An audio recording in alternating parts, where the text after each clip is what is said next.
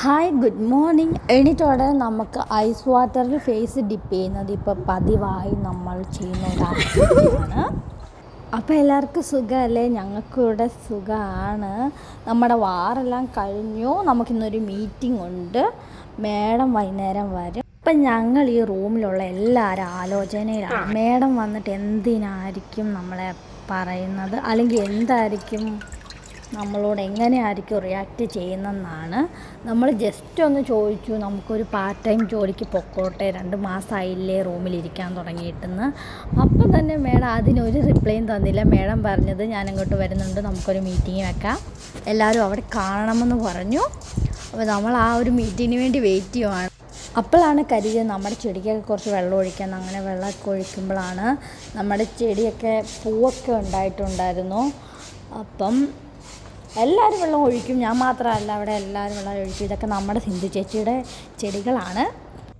ഇനി നിങ്ങളെ ഞാനൊരു സാധനം കാണിച്ചത് നമ്മളിപ്പോഴാണ് കാണുന്നത്. എങ്ങനെയാണെന്നറിയത്തില്ല, എങ്ങനെയോ വന്ന് പെട്ടതാണ് ഈ ഒരു പോർഷനിൽ 2 പ്രാവ്. അപ്പോൾ നോക്കിയപ്പോൾ നല്ല ടയേർഡാണ്. എനിക്ക് തോന്നുന്ന ഫുഡൊന്നും കഴിക്കാത്ത, വെള്ളമൊക്കെ കുടിക്കാതിരിക്കുന്നതുകൊണ്ടാണ് ഈ ഒരു പോർഷനിൽ പെട്ടുപോയി കഴിഞ്ഞാൽ. നല്ല ഹൈറ്റുള്ളൊരു പോർഷനാണ്. അപ്പോൾ അവിടുന്ന് പറന്നങ്ങ് ഇറങ്ങാൻ അറിയത്തില്ലെന്നാണ് തോന്നുന്നത്. അതെന്തോ പറ്റിയിട്ടുണ്ട്. എന്തായാലും നമുക്ക് കുറച്ച് വെള്ളവും ഫുഡൊക്കെ കൊടുക്കാം. നമുക്ക് കുറച്ച് ഈ ടൊമാറ്റോ തന്നിട്ടുണ്ടായിരുന്നു, ചെറി ടൊമാറ്റോ. അപ്പോൾ അതും കൂടെ കൊടുക്കാം. അത് തിന്നോ ഇല്ലയോ എന്നൊന്നും അറിയത്തില്ല, പക്ഷെ അത് നല്ല ഐസായിട്ടിരിക്കുക ഫ്രീസറിൽ വെച്ചുകൊണ്ട്. എന്തായാലും കുറച്ച് വെള്ളം ഒഴിച്ച് കഴുകി നമുക്കത്. മനുഷ്യരായിട്ട് കോണ്ടാക്റ്റ് ഒന്നും ഇല്ലാത്തതുകൊണ്ട് സാധാരണ ഉള്ള കിളികളാണെങ്കിൽ അത് പറന്ന് പോകേണ്ടതാണ്.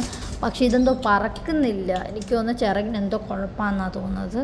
ഇവിടെ ഒരു ഡേ ഒക്കെ വെക്കുമ്പം ചിലവരാണെങ്കിൽ വീട്ടിൽ നിന്ന് ബേഡ്സും ഈ ലവ് ബേഡ്സ്, റാബിറ്റ്, പിന്നെ ഡക്ക്, ചിക്കൻ, അങ്ങനെയുള്ള കുറേ സാധനങ്ങൾ പിള്ളേർ കൊണ്ടുവരും. പിന്നെ അതൊന്നും അങ്ങനെ നമ്മുടെ ഇവിടെ നിൽക്കത്തില്ല. ഈ ക്ലൈമറ്റിന് അങ്ങനെ പറ്റത്തുമില്ല. അതുകൊണ്ട് പെട്ടെന്ന് തന്നെ ചത്തുപോകും. നമ്മൾ എത്ര നാൾ നമ്മൾ കെയർ ചെയ്താലും, എങ്ങനെ കെയർ ചെയ്താലും ഇത് അധികം നാൾ ജീവിക്കാറില്ലായിരുന്നു.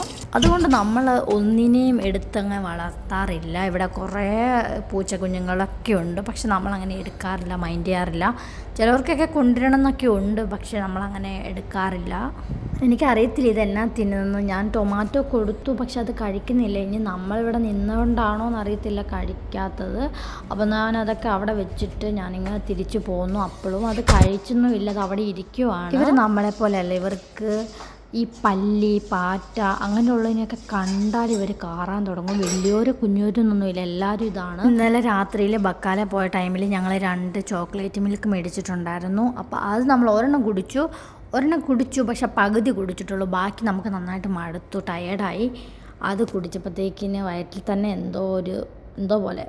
രാത്രി ആയതുകൊണ്ടാണോ എന്ന് അറിയത്തില്ല. അപ്പം നമ്മളത് ഫ്രീസറിൽ വെച്ചിട്ടുണ്ടായിരുന്നു.